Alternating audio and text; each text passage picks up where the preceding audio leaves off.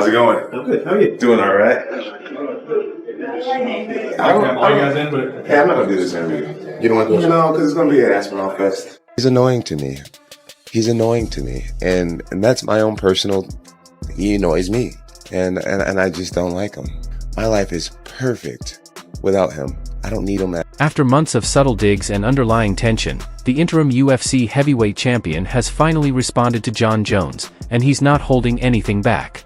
The speculation has been building for quite some time.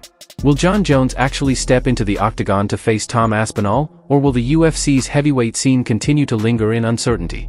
But before diving deeper, make sure you subscribe now to catch the fastest breaking MMA news, fight drama, and exclusive updates straight from the source. And of course, it's been pretty interesting, all the stuff that Jon Jones has been saying to the media this week, and I'm sure there's more to come, but check out these. You're beating guys who aren't even champions, and you consider yourself a champion. He's not a champion. So Jon said I need to fight more champions, but this is the problem I've got. Jon is the champion, and he won't fight me. And he says that he won't fight me because it's too much of a gamble. Aspinall to me is no difference than an Owen St. Prude or Dominic Reyes or Anthony Smith. Be like just another up and comer that's exciting right now. And I'm not into gambling my legacy for what's exciting. And Jon, if you're not into gambling your legacy, that to me sounds like you're scared of losing against me. Shaking his head at the situation and calling it one of the biggest missed opportunities in UFC history, the pressure is mounting. Fans are demanding answers. Who's next big heavyweight star? Tom Aspinall, the guy who Of just course, won just the won. interim title. He's phenomenal, and he is again the next the next advancement of the evolution of the sport. How so? Well, because he can do everything. That guy's got elite jiu-jitsu. He's got elite takedowns. His striking is outstanding. Like, I've seen a lot of heavyweight, even Francis, who's like the greatest, scariest power striker I've ever seen in the heavyweight division. No one's scarier than Francis. Francis does not move like Tom Aspinall. Tom Aspinall is significantly faster than every other heavyweight. That's a real problem because he's a heavyweight and he's a big guy, a really big guy, but he moves so fast. And so his speed has always been like extraordinary compared to other heavyweights. Like, he just moves in. It's all like fast, explosive movements. So he's got natural speed, but then he's also got a lot of training to execute quickly. So when he moves in, he closes the gap. You can see like he's fast for a big guy. Finally, the UFC may be forced to make a move. Let's rewind for a moment. Jon Jones returned to the UFC in 2023 after a 3-year hiatus, and he made it look effortless. He submitted Cyril Gane in under 3 minutes and claimed the vacant heavyweight title. It was meant to mark the start of the Jon Jones era at heavyweight, but then complications arose. An injury pulled him from a scheduled title defense against Stipe Miocic, leaving the division in limbo. Enter Tom Aspinall. The rising Brit burst onto the scene with one of the fastest ascents in UFC heavyweight history. After dismantling top contenders, he stepped in on short notice and delivered a stunning first-round knockout over Sergey Pavlovich to claim the interim title. That victory instantly shifted the conversation. Fans weren't just asking whether Tom Aspinall deserved a title shot, they were wondering if he could actually beat Jon Jones. Honestly, I want to see it so badly. Right. I want to see it so bad. John was shitting all over Aspinall, saying that I think that's a bad way to go. He was lucky that he blew his knee out with Curtis Blades because Curtis was teeing off Doing on him.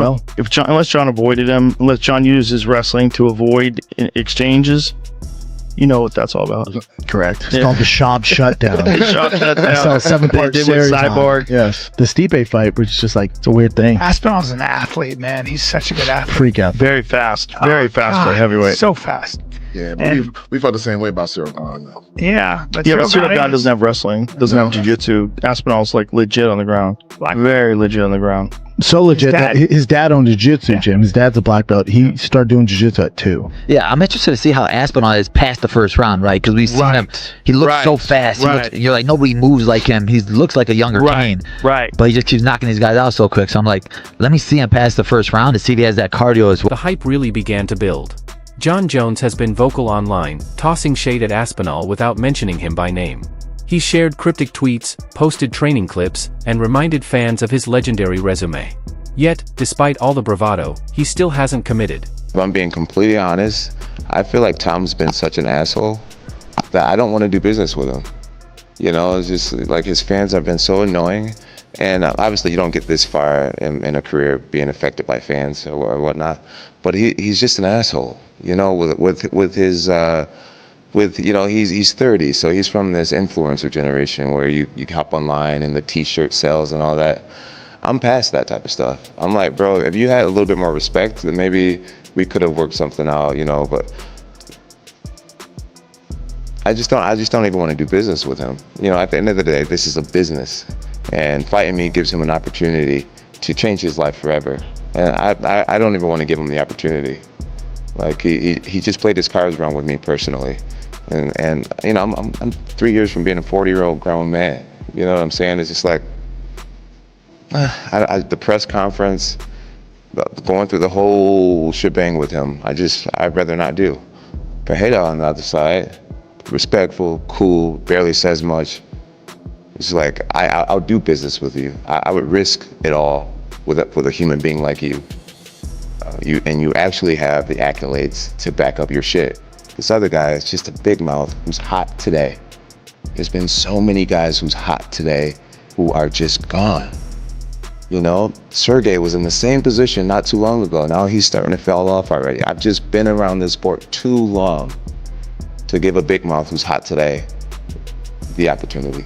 Tom Aspinall mostly stayed quiet until now. In a recent interview, Aspinall made it clear he's done waiting. He respects Jon Jones, but he's not going to sit on the sidelines forever. Tom Aspinall could be the most dangerous heavyweight in the UFC at the moment. He praised Aspinall's speed, footwork, and fight IQ, saying he's unlike anyone Jon Jones has faced before. Rogan even went so far as to claim that if the UFC doesn't make this fight happen, Jon Jones truly wants to face Tom Aspinall. He called Jon a genius inside the cage, no doubt about that. But Tom is a different animal, younger, faster, sharper with his striking, and unpredictable.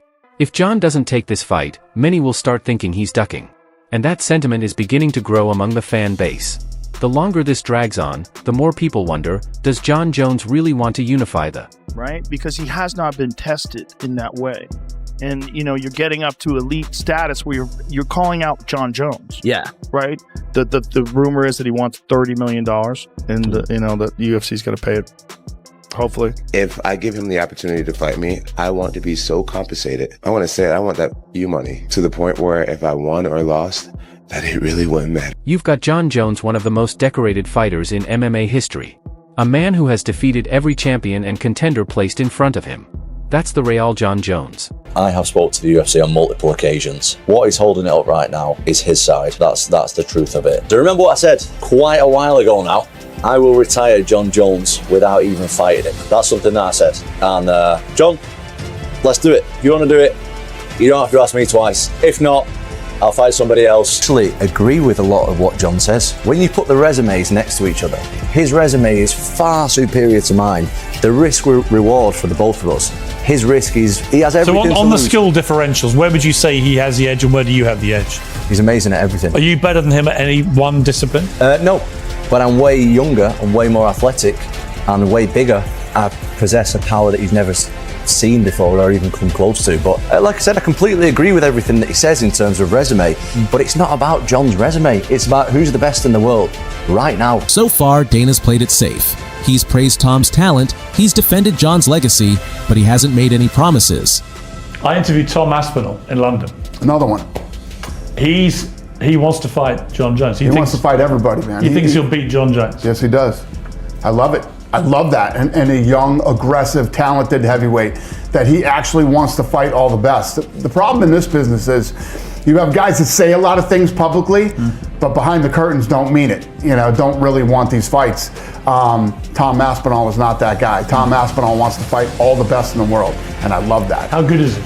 Very good. We're going to find out, though. You know, we make this Jon Jones fight, and obviously a fight like that for a young, talented heavyweight, you know, and if he can win, he can beat Jon Jones, it's life-changing. And you were talking about Tom and Jon. Tom released that video blog a few days ago on the train where he was saying, like, Jon's side is holding up the fight. What is he referring to there?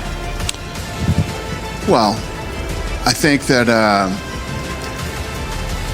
listen, Jon Jones definitely wants to fight. Just when and where is what we're working on now. Do you feel confidence? I think you said John. I'm very confident Summer on first that fight happens. Yeah. Summer. Yeah. You've got Jon Jones, one of the most decorated fighters in MMA history.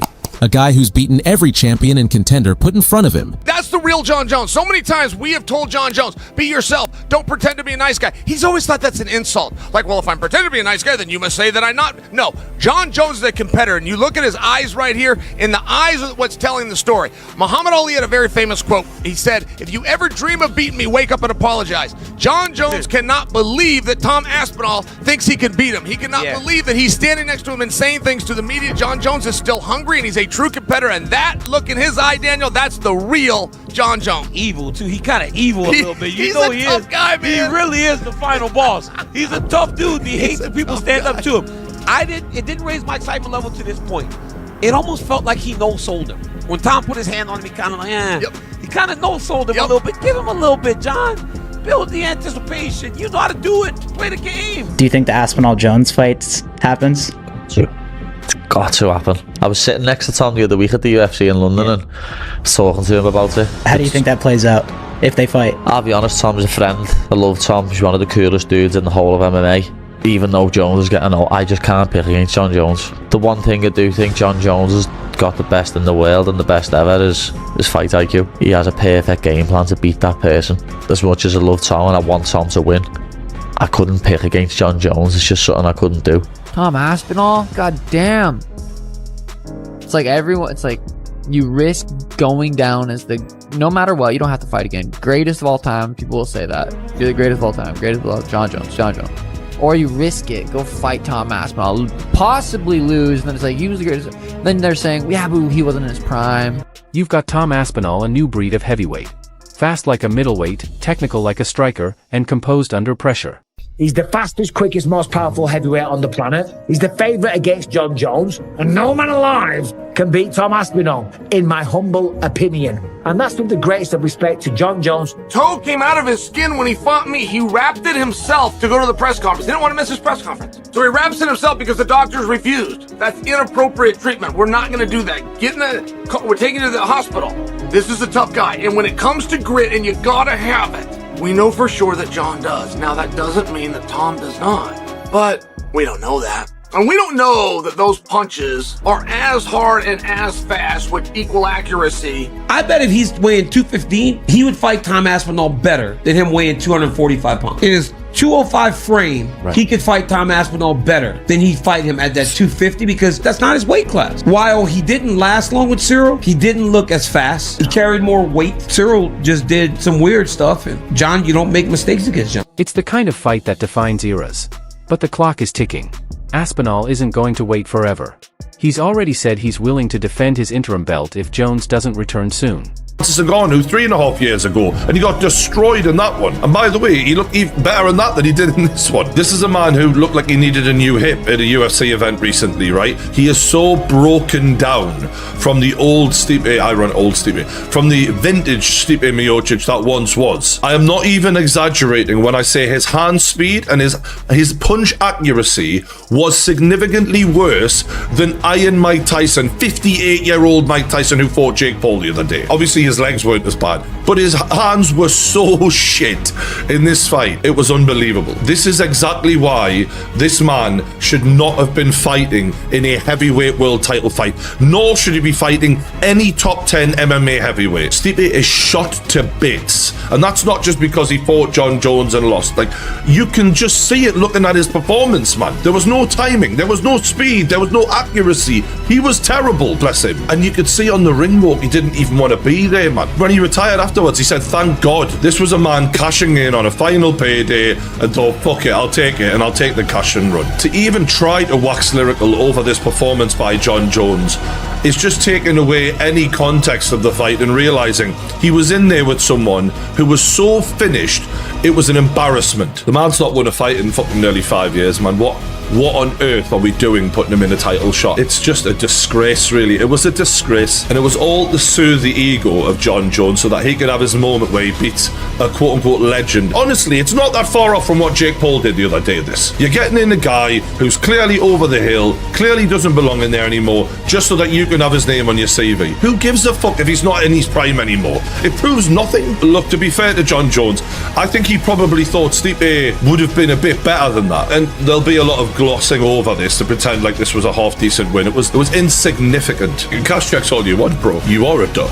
And that is now your legacy. We will always remember that the supposed greatest of all time didn't have the balls to get in the cage with Tom Aspinall. That's a fact. He's admitting it right now. He would even drop the world title, claiming he doesn't value the world title. Literally, your whole legacy is around world titles. Talking absolute shit. If it doesn't line up, then